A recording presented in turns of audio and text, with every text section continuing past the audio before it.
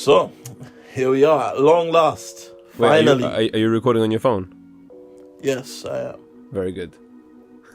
So, for those of you who are wondering who is that square-sounding man that is my unlikely companion on this, we are the odd couple of podcasting. It is none other than the man himself, the Salim. Is it Kassam? As in Kassam say, bro. Or is it Kassam? I don't even. Kassam. I don't even know at this point. You don't even know how to say your own name. No. Okay. Well, I'm joined by the editor-in-chief. That's such a Nigerian flipping. I am the editor-in-chief of TMV. A whole editor-in-chief. So people want to. No, I was gonna say, and you are the esteemed comedian Nabil Abdulrashid. No, that doesn't even sound right. That's editor-in-chief. Known globally for editing. Known globally for offending people and saying outrageous things.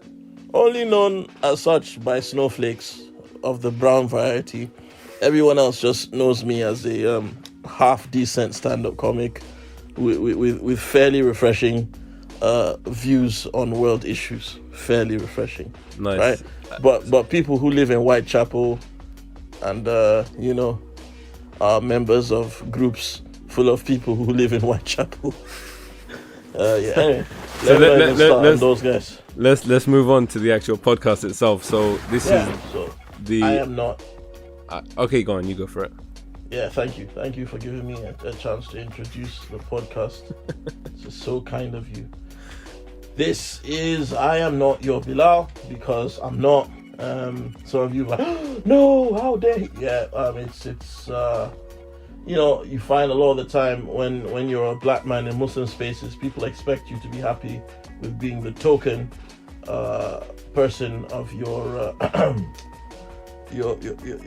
pigment, and they expect you to play this doting, calm, docile role that they imagine Bilal radiallahu and played during his time with during his lifetime. It's quite sad actually, because a lot of Muslims talk about Bilal as if they were the ones that appointed him as the muaddin of the masjid. You hear things like, the first black Muslim, Bilal. It's so sad, so I'm not, and then there's this thing as well where they think every black Muslim is named Bilal. It's so embarrassing. I was on tour about 4 or 5 years back, and I turned up at Luton, and at this point we'd already done about maybe 9 of the dates on the tour, and naturally I was doing really well on this tour, so a lot of people were happy that they got to see. It's the truth. I was doing very well. That you shouldn't deny what you're good at. Why should you? I'm good at what I do, bro. My comedy is fire. Anyway, we got to Luton, and there were people that I had heard of what I do and were happy to come and watch. And so I was like, "Are you Bilal?" And I'm like, "Bitch."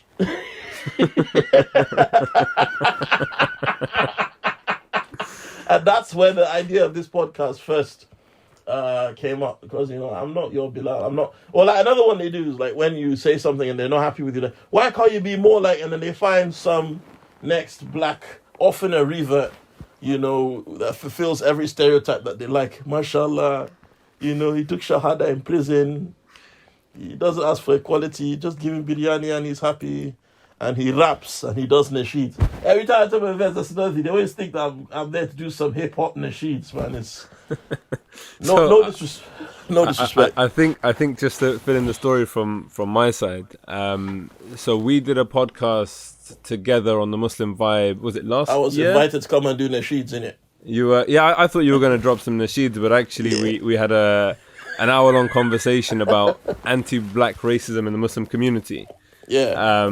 And then after that, we had a few conversations, and I said that actually you probably should have your own podcast, where you have conversations framed around all of this, because you do a lot of Facebook Lives, you go on Instagram as well, and a lot of it sometimes gets lost and disappeared, and there's no kind of record of this stuff. And I think like these conversations are important for people to listen to.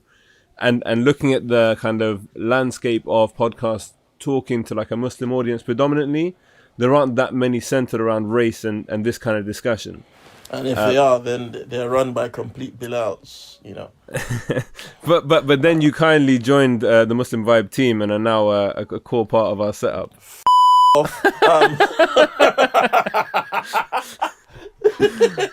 I am not a member of the Muslim Vibe.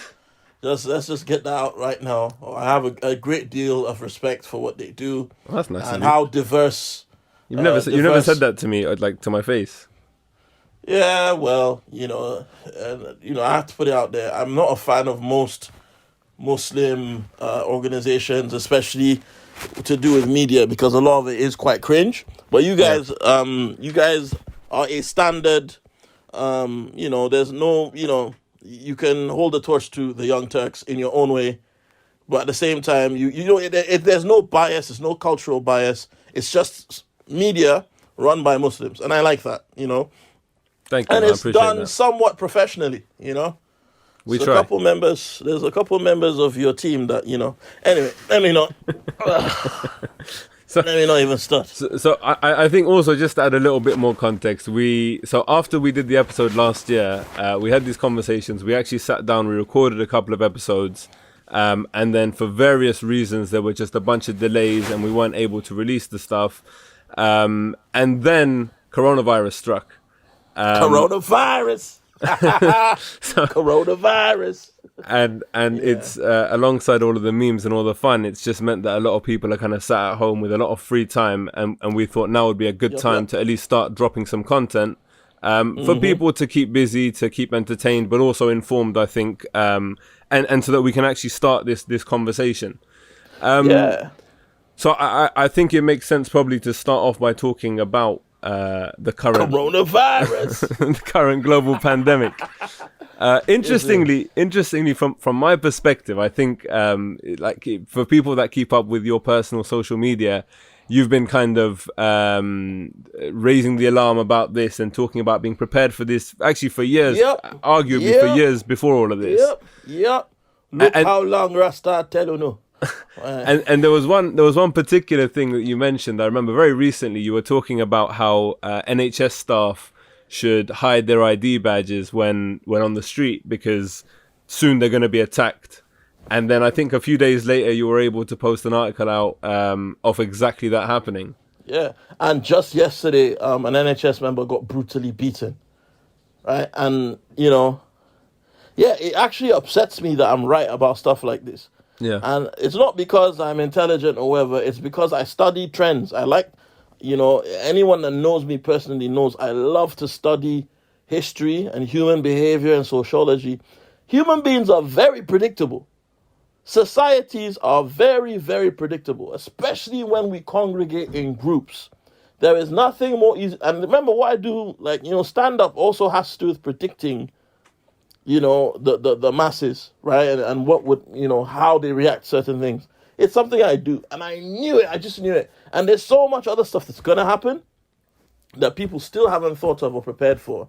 Let's hear it. So many, crime rate is going to go through the roof in the next week because you've got a bunch of youth that are at home with no school. Yeah. Right? Now, a lot of the kids you see on the street are on the street for a reason. It's not because they're bad. It's because they're avoiding what's at home. Yeah. A lot of them come from broken homes. They have parents that are hooked on drugs.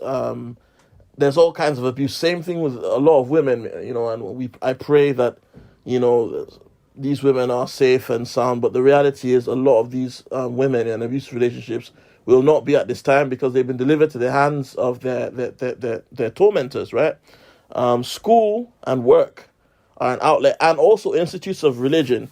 Whether it's mosques, churches, gurdwara, synagogues, wherever your flavor, these places, houses of God or religious institutions, a lot of them are just a way out for people. And these things have been taken away by the virus.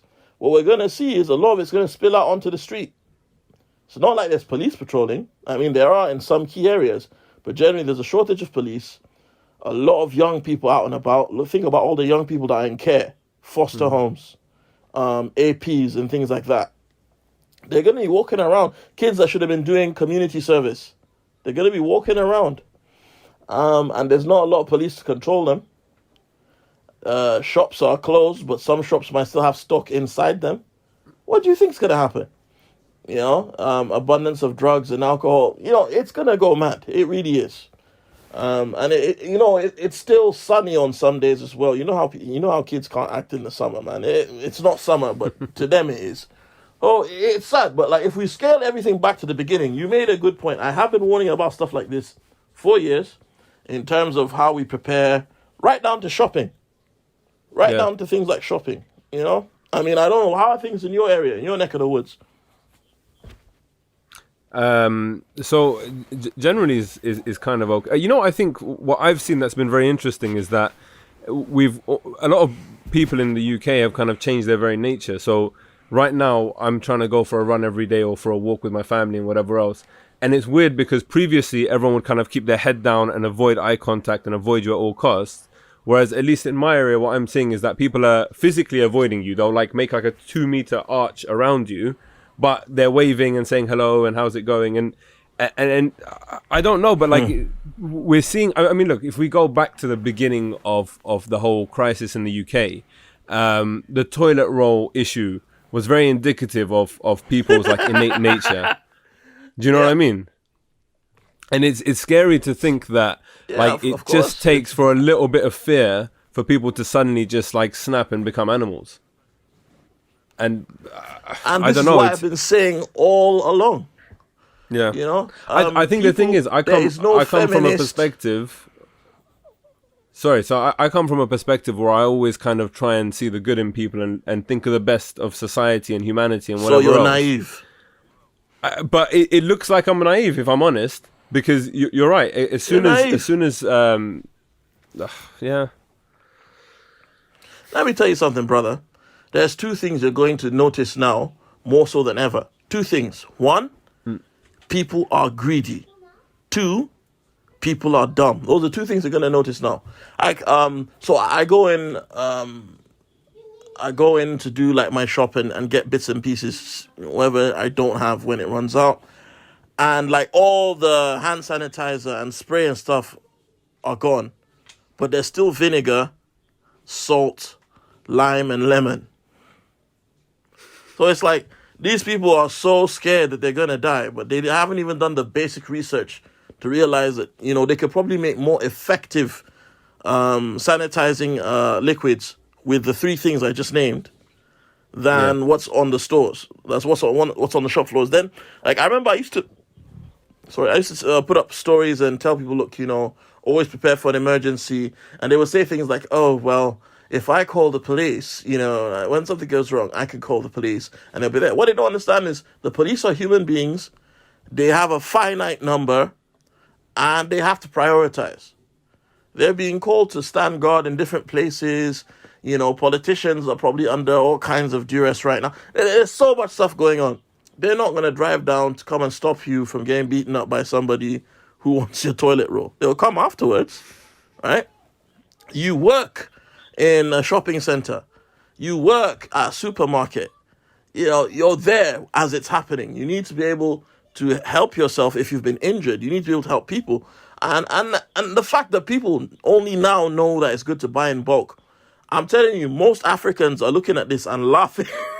Because I don't know so well about Desi culture, because from what I'm seeing is Desis are the biggest culprits with this bulk buying stuff. It's actually shameful because a lot of these people are from, they're from us. They're Muslims. And they're out here buying 10 bags of 10 kg rice. Who needs 10 bags? Like, I saw this video of a guy. He had like 10 bags of 10 kilogram rice. He had sacks of atta flour. He had all this stuff. And then you look at him and his family, and they're all skinny. They're all small. I'm like, it's one thing if your whole family looks like me. Even then, that's too much food. Like, I'm a big brother. Let's be real. I'm a 23 stone man, right? Me and my family do not eat 1 kilogram sack of rice. We've been eating the same rice since, when did we buy? November last year till now. How much rice are you eating? Why do this? And then 10 minutes later, somebody's granny, somebody's granddad, somebody's uncle is gonna come out and not be able to get milk. I walked past a guy. He had like 11 loaves of bread and seven little milk bottles, the big ones, right? That milk is gonna go off. There's no way you have enough freezer space for all of that. You're just being greedy. That's not being ready. Being ready for things like this is having tinned food, which I've always advocated, and dry food, and learning how to preserve food yourself, make your own pickles, things like that. These are all skill sets that my forefathers had, and I've learned. And it's very easy. Yeah. You know, it's upsetting because a lot of the people doing this are people from our communities. Well, not not mine. Right? A lot of people doing this. But you know what? Arguably, I would say if we're getting into the race side of things, I feel like let's go there. Come on. Let's go there. So I feel like it's hit white people. I feel like it's hit white people a lot worse than it has ethnic minority communities, and including I include Asians in that. No, but that's not true, bro. Go on. The worst hit by the virus after white people, who naturally will be hit the most because they make up the majority in this country. We're only like 5%. But the people contracting the virus the most that are in hospitals right now are South Asians. No. So I don't mean in that sense. I mean in the sense of like from a psychology and a shopping perspective. What, you mean the shopping thing? I mean, again, I've not seen any white person buying 10 sacks of rice. But yeah, I've seen them fighting over toilet roll. Yeah, but the thing is, like, all of the tinned goods and all of that kind of stuff, I feel like a lot of that is things that we naturally do have in our homes. Do you know what I mean? And you say that, but don't we also have rice in our homes? Why are these people going and buying 10 sacks of rice and atta? Come on, man. Come on. I think it's... Tell me that didn't make you cringe. Of course it did. Of course it did. But again... And then talk to me about the shops, Rasta. Talk to me about the shops where people are selling hand sanitizer for £12. Yeah. And that's not from wholesalers. They're lying. I know. That's not from wholesalers. And you know, religiously, that's a huge sin. Islamically, it's a huge sin to hoard and then overprice goods. And these are guys with big beards. You know, they pray 5 times a day. They might even be a community leader yard in the masjid. And they're doing stuff like this. And they'll see someone like me and call me a harami. But look what they're doing. They're taking advantage. The poor, disenfranchised, disadvantaged British people are coming into your shops to try and buy stuff. And you're ripping them off. Not you personally. But, really? I'm glad you clarified that one. No, I mean, I have my own bones to pick with you, but that's off air. It's disgusting because, these people are identifiably Muslim. They're identifiably... They'll get angry if like a Muslim entertainer does something that they deem is haram on TV. But to me, these things have a bigger impact on the national perception? Image of Muslims. Huh? Yeah. I said perception. So yeah, the same point, I guess. Yeah. It's what I call anti-da'wah or negative da'wah. And also, we should have been prepared beforehand. You should be prepared for emergencies. That is, and I think that I find as well that when you look at certain, ethnic communities, you find the more middle class we become, the more we forget about things like this. If anyone's grown up in a ghetto, that mentality of always having enough in case something goes wrong is there. When our parents first came to this country, they came as economic migrants. They had survival on the brain more so than anything else, right? I don't think they'd be acting like this if this happened then. But now you've got people, like seriously, toilet roll. You're going to risk getting elbowed in the face with a toilet roll. Well, you don't have a lota in your house? You don't have a lota in your house? It's embarrassing. And then what's worse, you have two different sides of the coin. So on the one hand, you have, this is another thing that really, really disgusted me. You had all these Muslims coming out, gloating and acting as if this is some kind of divine punishment against non-Muslims. But when the news started coming out about who it was getting infected the quickest, these people all went quiet, didn't they? Mm-hmm. They all went quiet. I just think we need to have a less superstitious, a less mystical understanding of our faith.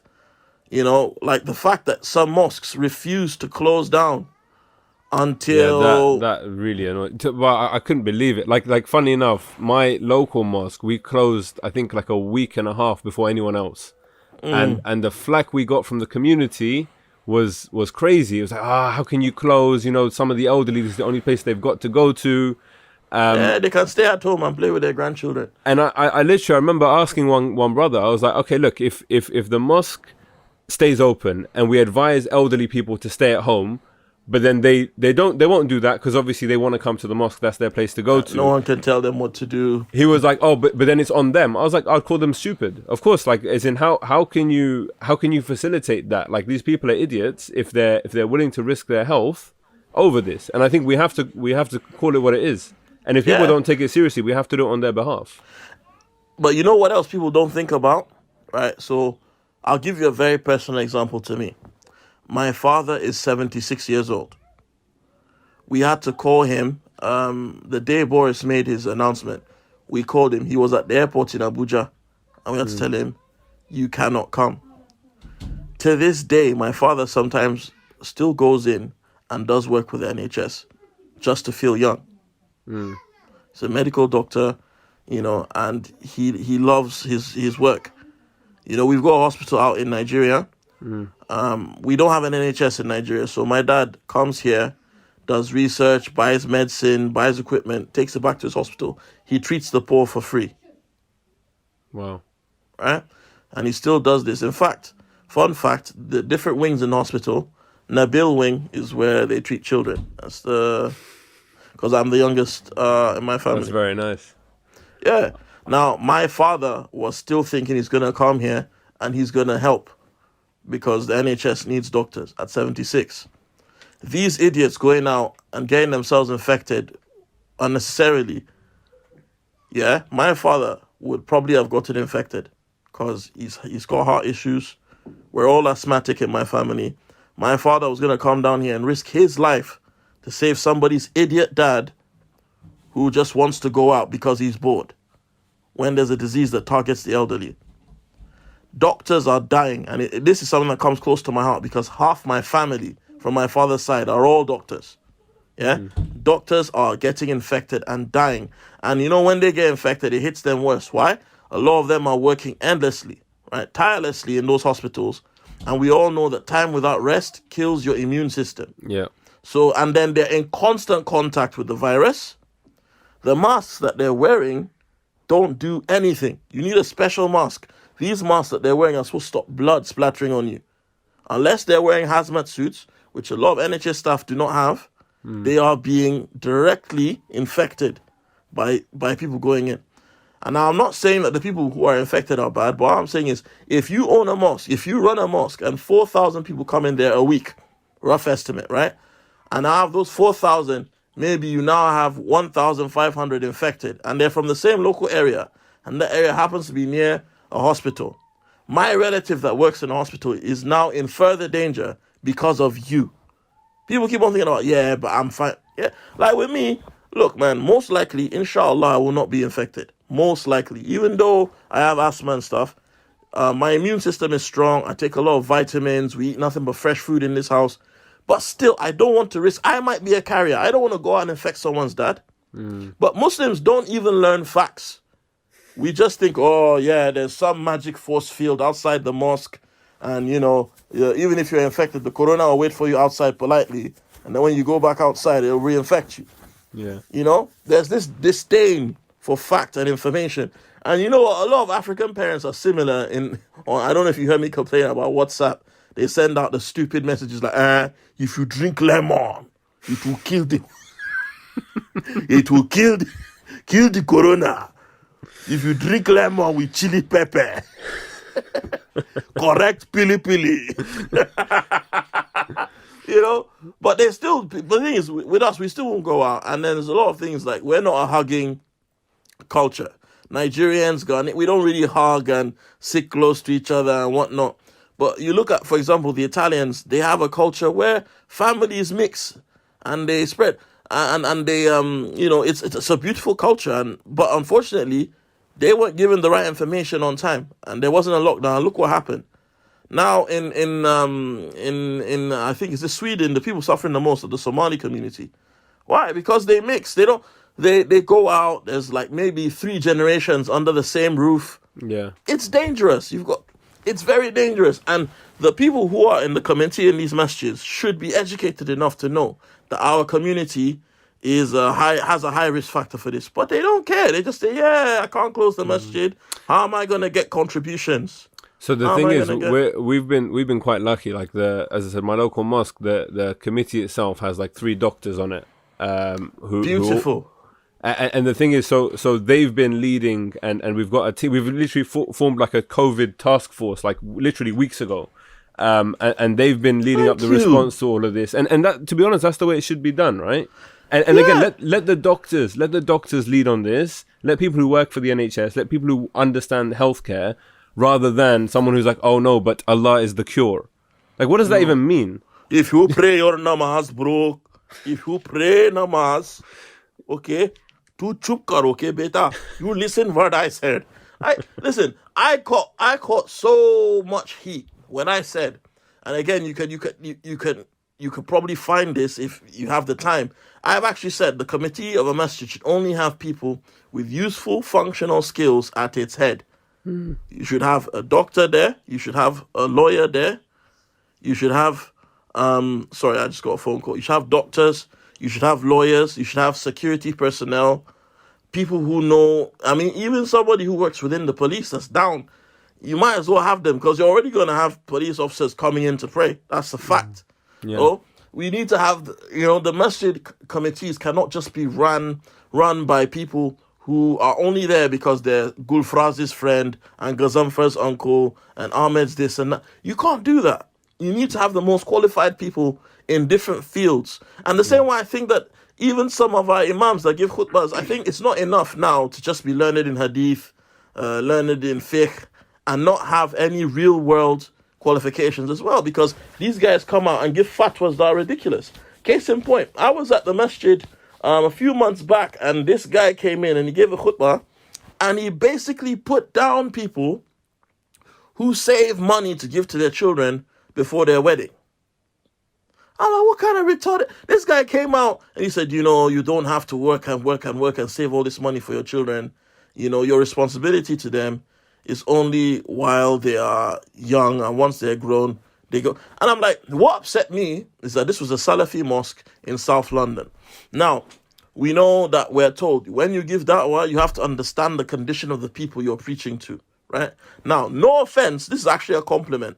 If he said that in an Asian area, right, like a Gujarati area, for example, I'd understand why he would say that. Maybe he feels that these people are so affluent, they focus too much on money, right? Even then, that wouldn't be correct, but that would make sense. But when you're in an area where the imam of this particular masjid, I won't say which one, but the imam has been to prison before. There's a whole bunch of people who have come from broken homes. They first heard about Islam in prison or in care. A lot of these guys had to recover from, a lot of these guys can't even work because they've got criminal records and things like that. All the problems within that community, whether it's crime, whether it's, unemployment, mental health issues, are born out of poverty and structural racism. You do not then come and preach to these people and tell them that, the problem is that people shouldn't work and raise money for their kids. Because already financial literacy in ghettos and poor areas is next to nothing, right? It's absolutely... In fact, one of the things I'm blessed with is the fact that I grew up in Nigeria before coming to London, because kids aren't taught financial responsibility. You've got now an imam coming and telling a community full of people who haven't met their dad, or a bunch of brothers who've married 3 sisters and left them, and they have children, right? And nobody to provide for those children, and things like, you're telling them, you shouldn't have to work and he then went on to say, this is what upset me the most, making your children want to study and become doctors and lawyers for what? They should focus on their deen. That is insane. Like the medicine, physics, chemistry, these aspects of the sciences would have suffered tremendously if it wasn't for the contribution of Muslims, particularly the Moors. In fact, we're going through a pandemic right now. Who was it that taught Europeans about quarantining? The Moors. Europeans have been dying from plagues every year. Muslims came into Europe and taught Europeans, look, you keep people with the same sickness separated from people that don't have it and things like that. And probably they probably ushered in the Renaissance of Europe using this knowledge, bringing in pipe-borne water. Now look, the same community that did that before in Europe are the ones here saying, yeah, it's okay to keep a public place open for thousands of people to mix. This is what happens. This is why Muslims are in this condition, because we've tried to separate, I don't want to say worldly education, but intellectual education from spiritual. So now you've got a bunch of bumpkins running masjids, that think that a Muslim can't catch AIDS. Yeah. I've met people like that. I was in a mosque, and this is all part of being prepared. Now, if you only sit down and read Quran and Hadith, and you don't do other things that Muslims of old did, such as learn math, learn science, learn biology. Like, I'm not a doctor, right? My dad is. I'm not. But I still know enough that when someone sends me fake news, I can look at it and say, this is fake because this, that, and the other. I know enough to know how to determine facts based on science and so on. But a lot of the most religious people in our communities do some of the dumbest things because they think, yeah, but I said Ayatul Kursi, so, even if someone sneezed on me, I'm not saying these things don't work. I'm not saying prayer doesn't. I think what's interesting in what you're saying is that there's been this separation as time has gone on between kind of enlightenment and Islam, if that makes sense. Yep. Whereas once upon a time, they went hand in hand. Like, absolutely. The Prophet, peace be upon him, when he came to the people, he literally revolutionized the way that they lived, from infanticide and whatever else, to like bringing them and progressing them as a society, and also then becoming the head of state at the time. Go. And then we fast forward to today, and as you say, and I think it's so interesting that, like, in our mosques, and I've had this gripe for a long time with kind of Muslim communities, that you have individuals who, within the confines of the Muslim community, are like the head honchos, are the most amazing human beings. Yet in the outside world, in wider society, nothing. Like, no one knows them. They don't do anything. They don't have any influence. And like, it really, really just, it's so jarring when you see this, that like we still want to live in this kind of village mentality. Absolutely. When we live in an era of like globalization, like the only reason that people are so spreading all these messages on WhatsApp about, so your example with lemon, I've got garlic. I've got this message I keep getting about boy. So you have to cook garlic until it goes black, and then you make a paste. Have you seen this one?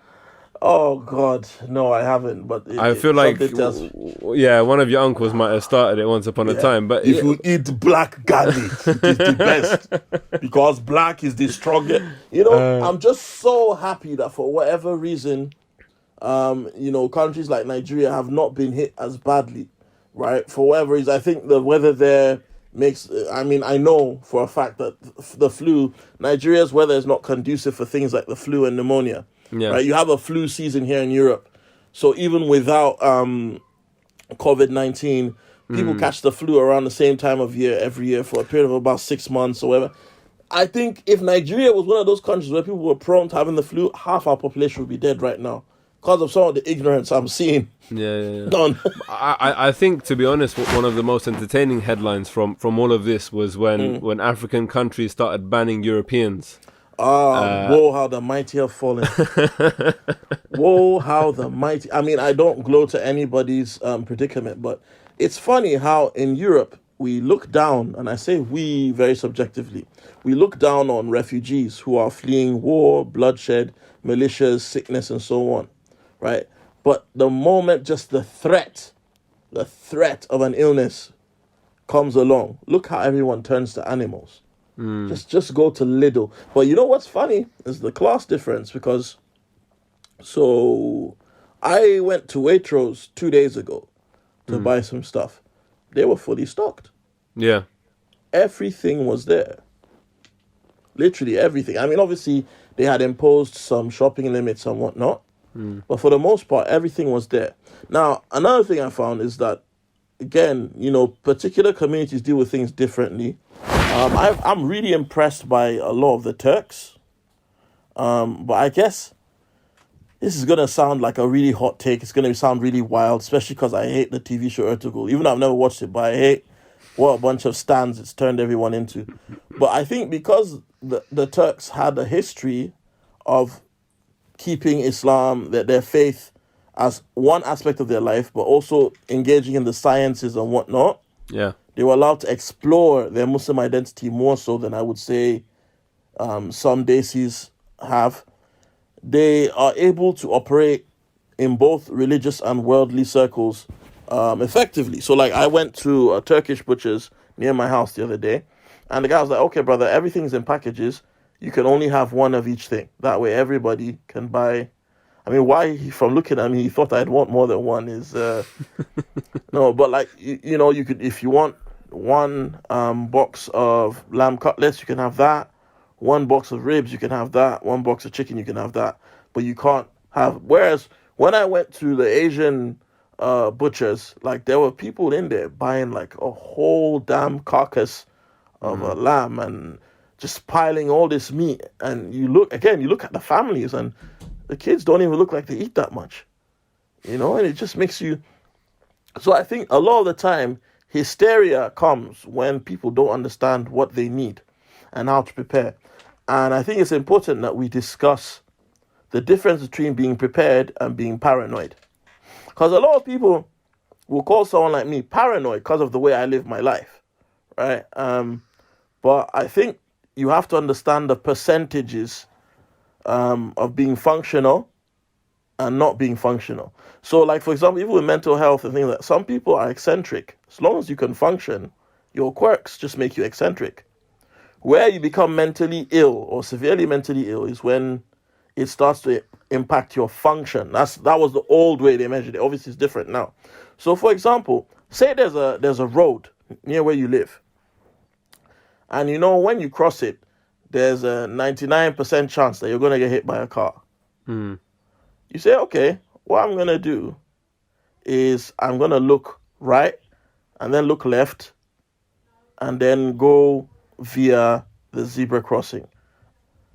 So now that reduces that 99% chance of getting hit to maybe 30% because people still drive quite wild at night.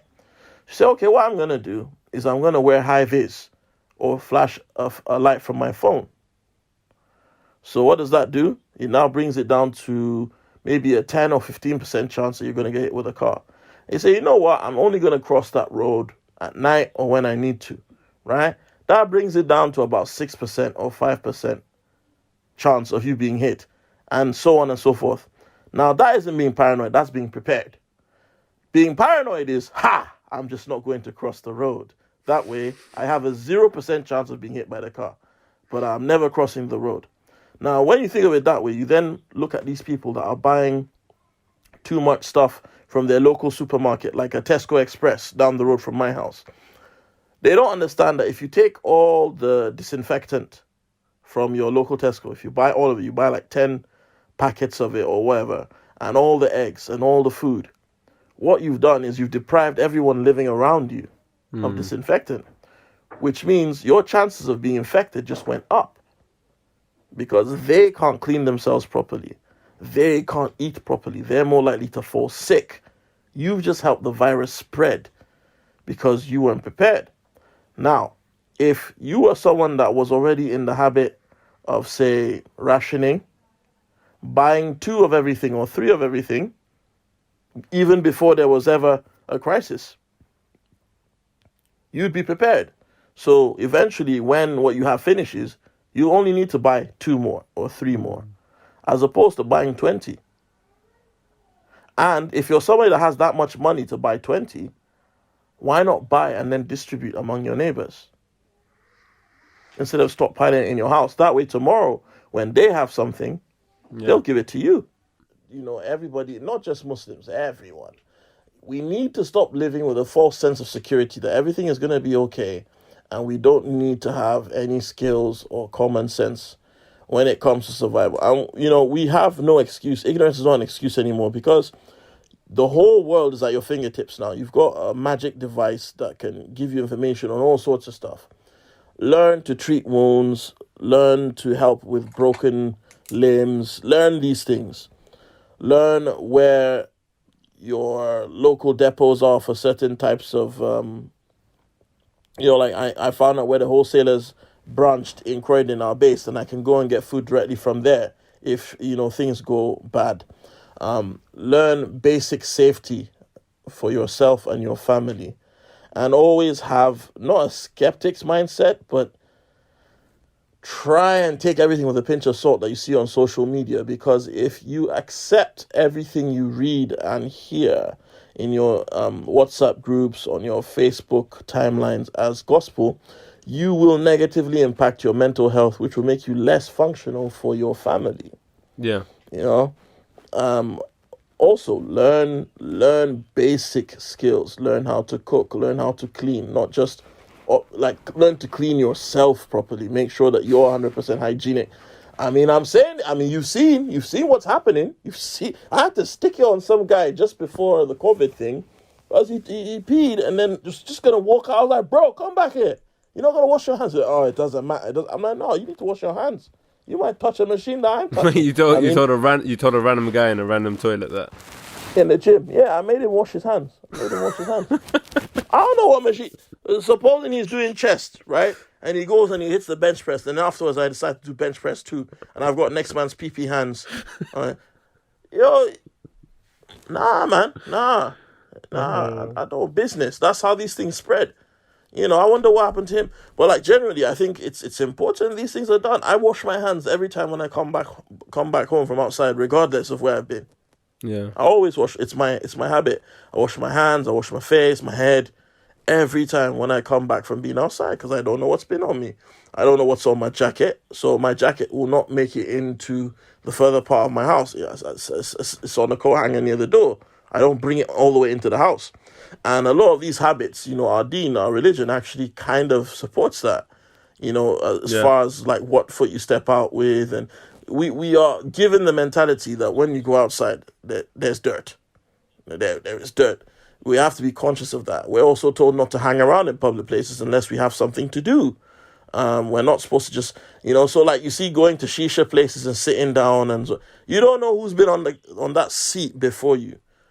Okay, sure, the mouth of the pipe has that little plastic thing, right, to stop you from getting syphilis, but you don't know who's held the pipe that you're holding. So your hand's still touching it, right?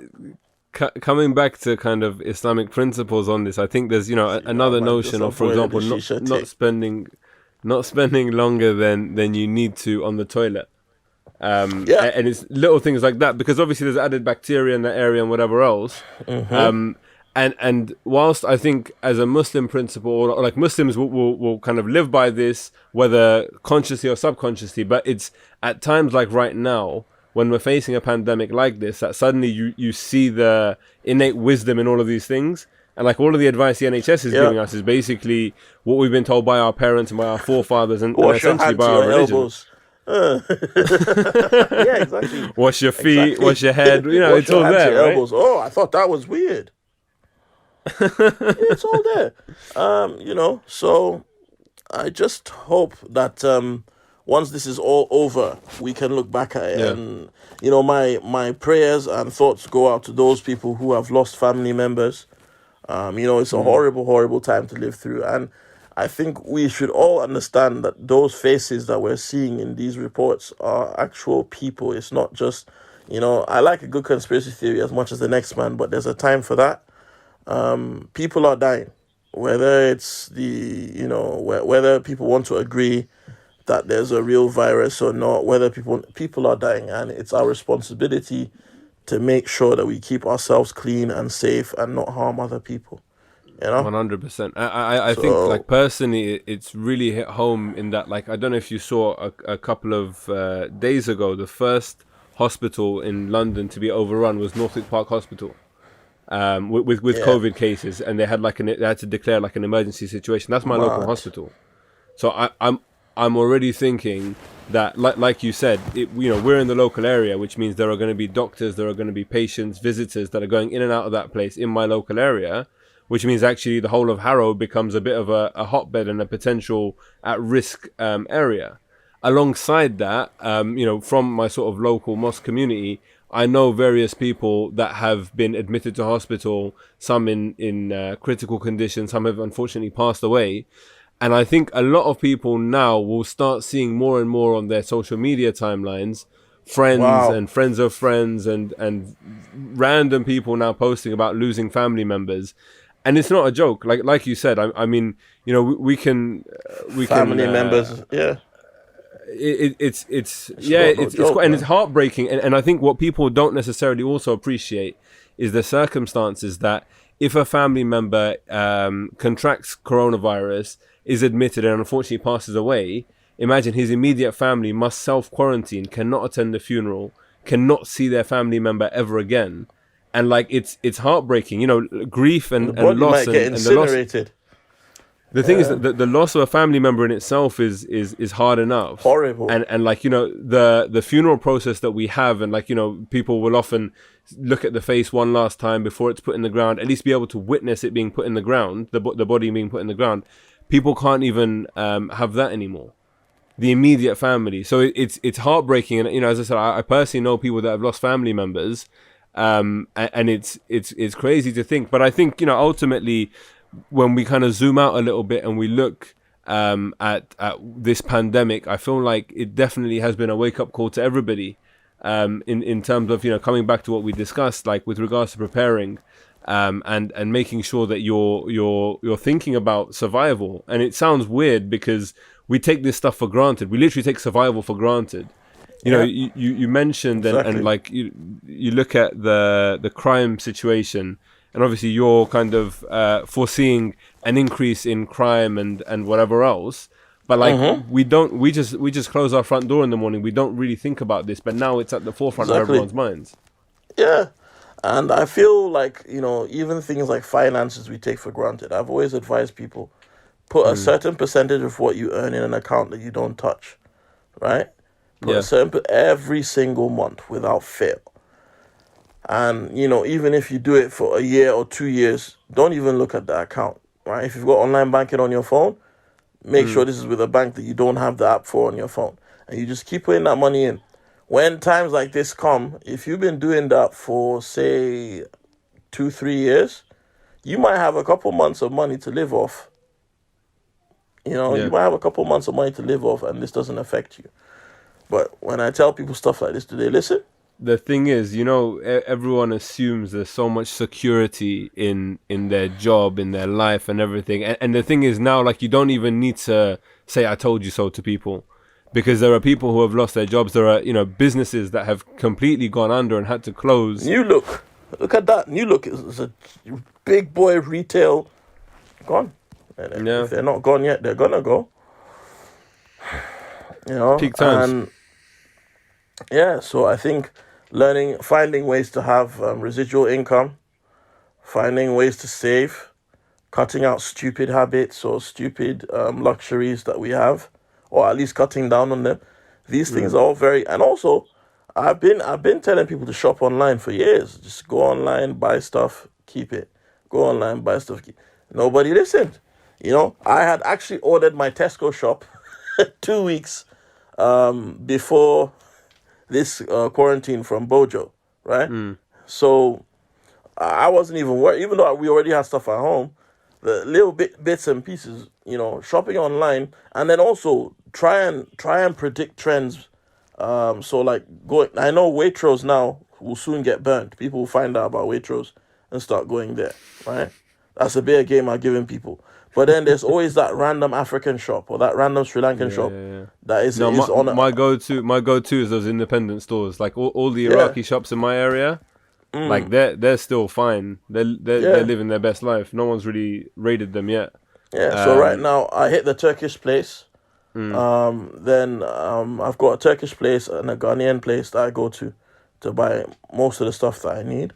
And then the other bits and pieces I know, like Sainsbury's and whatnot, will have now. And you just make it work. Yeah, And then 100%. big up Amazon, get stuff delivered, and you're good. Delivery times are going up though. You know that, right? For Prime is some no stuff, longer next day. yeah, but just order stuff early. Don't wait till it's finished. Again, these are all things that I was taught. Yeah. Like I remember, you go to an African's house, right, and they're like, "Oh, can you go and buy me some tin tomatoes? I'm running out." And you look, and they've got a crate and a half. I'm like, "What do you mean?" He's like, "I said it's running out." That's for emergency. I'm like, "What are you gonna need? What's tomatoes gonna do for you in an emergency?" Wow, now you know. Right at the beginning of this conversation, you spoke about how you're interested in trends and observing from a wider perspective. The one thing this has all kind of taught me is like it's been a lesson in human psychology, because funnily enough, I was abroad when the toilet paper shenanigans were going on, and I was watching from afar, and I was with my wife, and I said, when we go back, we're going to have to go shopping, not to stockpile, but because what's going to happen is this is obviously going to escalate, and we're not going to literally be able to buy our bread and whatever. And for about a week or two when we got back, we literally couldn't find bread and whatever else. But I feel like there are that, let's say 5, 10, 15, 20% even of society that are going to bulk buy. But then the remaining 60, 65% will inevitably have to go out and shop because of that, if that makes sense. So I'm calm, I'm rational, but I'm thinking, crap, now I need to buy stuff because of the situation. And when you go to the shops, you see the shelves are empty. And you see the queues around the corner, and you see only one item per person. And then, again, I have managed to, I think, remain quite calm. But a lot of people that will trigger some form of anxiety within them, of like a scarcity, and we don't know when food's going to be back. And I guess the irony is that you look at the shops now, and actually everything's pretty much calm. Because that initial panic's gone, there are new measures in place, and there's social distancing and whatever else. But like, you can buy whatever you need to buy. It's not biggie. Yeah. And now you've got Mr. Man down the road who has 7 loaves of rotting bread in his house that he has to get rid of. Yeah, man. The thing is, people are going to have to answer for this stuff one day, man. Honestly, because it's really sad. So I think what people should do now is invest in habits and interests that will benefit them the next time something like this happens, because there always will be a next time. I mean, I don't even think British people were like this during the war, Well, I think having certain habits, like I've always advocated being able to grow stuff, getting an allotment. When I lived away from here, we had an allotment local to us. I need to apply again. But buying from local sources, getting to know farmers. It's very easy to do that, by the way. Getting to know local farmers, because a lot of people grow produce. I found a lot of these older English people that live near an allotment. They grow a lot of produce that they don't even eat. So when you make friends with people like that, you can then stockpile, because we eat lots of vegetables and whatnot. You stockpile, you freeze, you learn to dry stuff, and that's there. Having a good relationship with the people that supply you your basic amenities, so that when things go pear-shaped, they keep something for you behind the till. Like, as abrasive and obnoxious as you think I am, and rightfully so. I don't think those things. I'm an asshole to you most of the time. But I'm really nice to the people who supply me with things like food and other essentials. Like every shop I go to, the owners know me. I'm extra friendly to them, And because of that, I probably get some extra bits and pieces most people don't get. But not because I'm rich, not because I'm anything important, just because you're nice to people. And these are little skills people forget. These are little skills people tend to forget. So basically, you're only nice to people if they can do something for you. Yeah. Cool. Good, and if they're nice to me. Okay. Well, that's no, you're right. I think fundamentally it's those little things, and ironically, I feel like that's the first thing that goes away in society. At times like this, like the pleasantries, the nice things, and it's really easy. Like I had the other day, I was walking down to my local supermarket, and I walked past my elderly neighbor who was struggling to put out his wheelie bin. So in the first instance, I asked him, I was like, "Oh, do you want me to grab that for you?" He was like, "Oh yeah, that would be great." And I said, "Oh, by the way, I'm going to the shops. Do you want anything?" And like he called his wife, and then his wife was like, "No, we're fine." And then 2 seconds later, she was like, "Actually, yeah, I want this, whatever." And we dropped it off to her, and I said, "Listen, here's my number. If you want anything, we're here." And what actually kind of blew me away about the experience was that I wasn't obviously going to let them pay because it was like £3-4 worth of stuff. And then she was like, "Okay, how much is it?" And my wife actually went to drop it off. And she was like, "No, you have to let me pay." We were like, no, it's fine. She's like, "I'm not going to call you then. Like, if I need something again, I'm not going to call you." And I was like, "No, but it's okay. This time we'll let it go. Next time we can settle it, whatever." But just the fact that there was so much goodwill on both sides, if you know what I mean. Like, okay, we went out of our way, but then they were also so grateful. Proper And British, that is proper British. You know what I mean?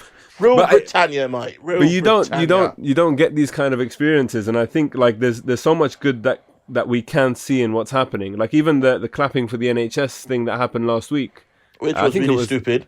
Okay, call it what you want. You're now keeping up your neighbours. What? No, you know what? The clapping wasn't bad. It was afterwards when people had parties, street parties. Huh? There were street parties. There were street parties. So people probably went out and got infected. No, let's rewind. In Scotland, a whole bunch of people had street parties for the NHS. So what was nice was that like everyone did this. Show appreciation. I didn't think there would be that. I mean, I think there's also an understanding of, for me, it's like, okay, that we're in exceptional times, but and it's amazing that what the NHS are doing, what the nurses and doctors and everything. It sucks how the media is only showing pictures of the white doctors and none of the Asian and black ones, though. Bit ironic, don't you think? I was thinking the same with regards to like the first few doctors that were killed or that died as a result of coronavirus. Were all Muslim, were all from ethnic minority backgrounds. But and yet the clap for the NHS, and there's no, when we contribute to society, it's not acknowledged. But this is the thing, there was a guy going around coughing on people that was black or brown, it would be on the news. But there's two elements to it. There's the race element, but also the religion. Like when a Muslim man does something, it's a Muslim has gone and beat up his wife. But when a Muslim doctor dies, and 3 Muslim doctors were the first doctors to die as a result of coronavirus on the front line, saving lives, they're just doctors. And there's that very selective narrative from the media, which is frustrating. Of course. But this is the life that we live. In terms of this podcast, more broadly. Interestingly, I think that we recorded 2 episodes a while back, and that was a lot more light in terms of the content and whatever else. But I just feel like obviously times have changed and we're here now. I do want to bring back more of your stories. You told some very interesting stories to me previously. We'll find ways of engineering those back in. Current situations mean that I might not be able to. People listening to this will understand in a couple of weeks. But all I want to say though is that I'm just glad that we're here. It's a privilege. You're sounding very hippie right now. Yeah, I know, thank you, Mother Earth, for giving us sustenance and light. Yes, Earth Mother Gaia.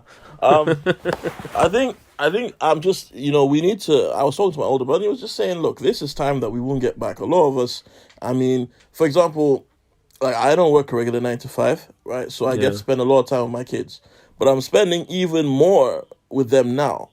And it's amazing. I'm getting to see how my daughter, my 5-year-old, has these really, really grown up facial expressions and things that I didn't pick up on before.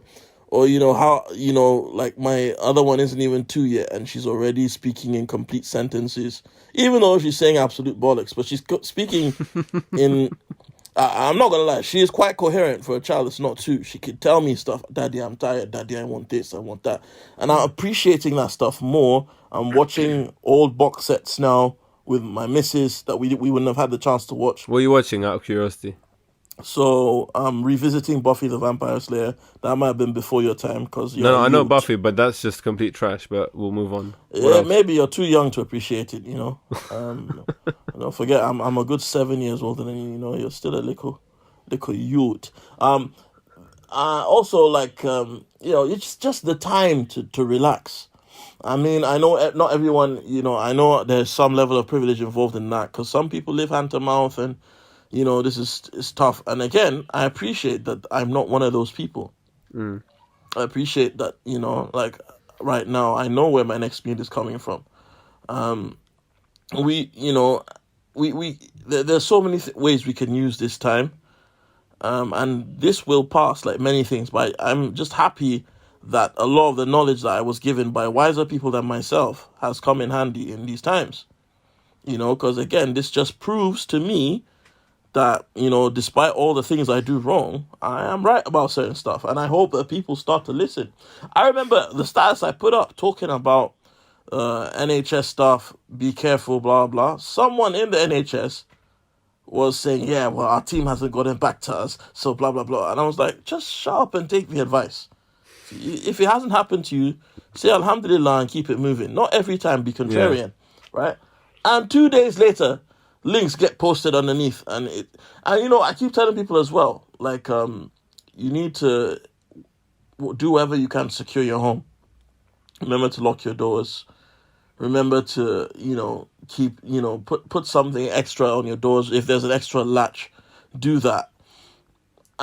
Because, there's been a lot of home break-ins. Somebody actually tried to break in to a friend of mine's house. And this guy is like a lifelong martial artist that collects weapons. That collects weapons. Yes. How did that home invasion go? Well, luckily the guy couldn't kick down his door. Mm. But the thing is, with these kind of home invasions, they come back. Yeah. And it happens that this particular friend of mine is South Asian. And I know for a fact that these criminals tend to target... Wait. You have South Asian friends? Yeah, like you. Oh, wow. Oh, Thank you. Oh, look, you're blushing. I've never heard you openly admit to having South Asian friends. My best friend's Kashmiri, mate. So, Right. and I'm a big fan of Maulid Shah. I'm not racist. But no, I mean, how would it... I mean, technically, my best friend's my wife. So it's like, of course I've got South Asian friends. I'm not racist. Yeah, you're one of those. Yeah, do you know what I mean? Do you know what I mean? My best friend speaks curry. Do you know what I mean? Meh, Punjabi Bolia. No, but so they tried to break down this guy's house, and I know for a fact where he lives. It's a very affluent area, and it's a South Asian family living there. 3 generations living in one house. They probably thought these guys have gold and a bunch of food and what. Yeah. Little do they know that they're very lucky that they did not get into that guy's house. Because if you think I'm crazy, you know. So people are getting desperate. Because remember, there's a lot of homeless people that are addicted to one drug or the other, which is unfortunate. Whether it's heroin, crack cocaine, or a whole medley of drugs. And addictions don't just go because there's a pandemic. Right? Now, if there's less people outside and these people make most of their money from begging, Where what are do they you think turning to next? Yeah. Yeah. And, they're not going to be reasonable and think, oh, I can't break into this house because this... They're just going to go and do what they feel they need to do to get that fixed because the calm down from these drugs is very painful. They can't get their scripts and whatnot from hospitals and things like that because... coronavirus.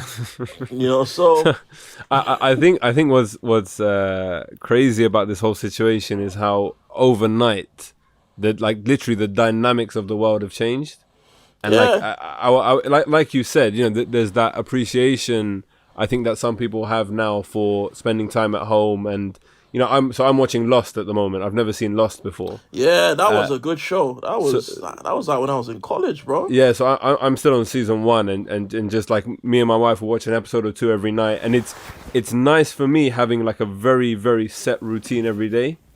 And it's like I realized that actually I thrive on routine, but my life just doesn't have any, or pre-coronavirus life doesn't have any. But nowadays, our reality is just completely changed, and like, you know, a lot of people also ask for or want the noise around them to disappear so they can get time to do stuff, whatever they want to do. We've now got that opportunity, and as you said, I think we need to make the most of it. Whatever it is, if it's catching up on your old shows, fine. But if it's like learning a new skill or just organizing your life, your house, whatever, like, we have this time that's been given to us. I reckon it's going to be at least 3 months, if not 6, where it's going to be this weird setup. So make the most of it, really. I think normality will not return till about September, and even that normality, there'll still be a little bit of paranoia in the air. I think because obviously, like, I do stand up and stuff. That's really something. I've lost a lot of shows and work this year, like ridiculous amount, but I'm still smiling. I'm still in a better position than most people starting out, and because like when entertainment becomes a thing, even I think, like, okay, and this is not something that probably you'd think of, but for a lot of comedians that do comedy clubs and things like that, it's going to be very hard for them, because comedy clubs are only going to book big names that will bring in numbers, so that they can get their books back to. So if you're like a new stand-up comic or whatever, you're finished for like for the next 6 months. It's going to be really hard for you. And not even the next 6 months. I mean, the next 6 months after the circuit is back on again. Yeah. The Edinburgh Fringe Festival, for example, is cancelled. I never really liked it anyway. I never really liked Edinburgh Fringe because I found it to be a bunch of Eurocentric bollocks. But, it's going to be tough for a lot of people, man. A lot of industries are going to struggle. Yeah. I want to see what the successful ones do to stay afloat. Well, for people now looking at this, and chances are, if you're not infected now, hopefully you won't be. I hope. Good shows to watch, actually. Things like Walking Dead, Black Summer, Kingdom. I advise people to just try and invest in skills that will benefit them, like first aid, self-defense, cooking. These are things that we really need to know how to do. Because a lot of people, I remember the first week of this quasi-quarantine that we're in, there was I'd say about 12 or 13 drivers standing outside McDonald's. Which doing is... what? They're like delivery guys, and they were standing outside McDonald's. So I'm just gonna... we're talking about cooking. That reminds me that I've got something on the pot. I'm just gonna walk into my kitchen. Sorry, I know this is very unorthodox for... That's fine, do what you gotta do. This is my family's lunch, man, and boy, you think adults are wild when there's no food. You don't want to see my kids when it's time to eat, and... brilliant. And just to show how not racist I am, you'll never believe what I'm making. Chicken tikka masala. Close, I'm making kabli palau. Oh, really? Bit of Afghan cuisine. Yeah. Very cultured. Yeah, very, very cool. I'm a man of the world, mate. You know what I mean? Yeah. Love a bit of fish and chips. Like I said, my best friend speaks curry, mate. So, what I'm saying is, what was I saying?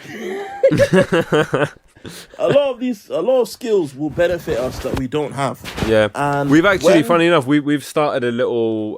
My wife bought some seeds once this all kicked off, and we're planting like potatoes, cucumbers, tomatoes. She sounds more sensible than you, bro. Yeah, I laughed at her for it, but then I had to help her as well because we wanted it to be. You probably only want to plant tobacco so you can make your own shisha. It was meant to be a family activity with the little one, but she was more interested in playing with the mud than doing anything else. But it's been a wake up call. You guys are in a position where you have the space to plant stuff. I know, of course, alhamdulillah, man, 100%. Not everybody can do that. Like right now, I can't do that. I don't have the right space for it. Although that will change, inshallah. Once this is all over, I'll be moving soon. But that's something I've always wanted to do. Although growing up, I did learn those skills because we had a farm in Nigeria. That's something we need to discuss, I think, on a later podcast. Just in terms of looking forward at other conversations that we want to have alongside other people as well, potentially. But we've been discussing... So one conversation we had was about Malcolm X potentially, and looking at other kind of influential black figures, I guess from recent history that have influence on the kind of political scene. There was also a conversation we wanted to have about culture and like pop culture specifically. I think recently when I read Akala's book Natives, there's a lot of stuff in there that came up just about how black culture influences mainstream culture but never gets the credit for it, and is never given the platform and whatever else. And I think these are the kind of conversations, and like we spoke on the phone a couple of days or weeks ago. Time in quarantine all becomes flipping one timeline. I can't remember, but I don't even know what day today is, mate. We had a very interesting conversation, I think, along those lines, and I think it's just interesting for people to know and to appreciate, so that when they do see things in the world, in their kind of everyday life, they can understand other narratives rather than a kind of mainstream one. Absolutely. I think it's a shame as well that, we always say the black man is the most hated but most imitated man on earth. Yeah. And, like I say, it's before pop culture, even just historically, so much stuff has been like the Greeks stole from the Egyptians or borrowed from the Egyptians. You go back and great writers, great medical practitioners. In fact, if you go to America, you look at American scientists, many of them just owned the patents of black scientists, but they didn't actually invent anything. They had a whole bunch of black scientists working for them, and then whenever they discovered something, they would then take the credit for the discovery, because that was the contract that they had at the time. And so people were like, oh, but why did they sign the contract? So I'm like, well, not long ago, those same black people were in chains. Those black scientists couldn't even drink water from the same water fountains as their white counterparts, let alone have a patent out on a design or an invention. They could have, but at what risk? So there's a lot of stuff that's happened. There's a lot of stuff that's happened historically that means that a lot of black people are not given the credit they deserve. With music, we all know where Elvis got his music from. We all know where rock and roll was started. It goes that, Florence Nightingale flipping ripped off most of her medicine from a person of color, So if I can rewind and be honest, I don't know where Elvis got his music from, and I don't know the origins of rock and roll. But maybe that's something that we can discuss, and you can illuminate maybe in the me. next one. Maybe in the next one. Well, you said illuminate. Before people say that I'm part of the Illuminati now. So we've actually got this. We need to review. We've got a second episode that we did record like months ago. Yeah. If that's suitable, that could be episode 2. That was about the question was, are Muslims getting dumber? And the answer was a resounding yes, pretty much. But let's see if we can use that. If not, we'll I guess have to do this again and record some more stuff. My pleasure, mine. So people, I hope if you didn't enjoy, you were edutained. Education and entertainment should go hand in hand. I hope that, those of you in here, I pray that when this is over, you come out better than you were when you went in. And I hope that in some small way, we can help you stay out through this horrible, well, not horrible, well, depending on who you are and where you are, this testing time that we're in. And remember that a word is enough for the foolish, because the wise already knew. And remember, if you stay ready, you don't have to get ready. Each one teach one. I'm Nabil, and he is Salim. And I am not your Bilal. You guys take care.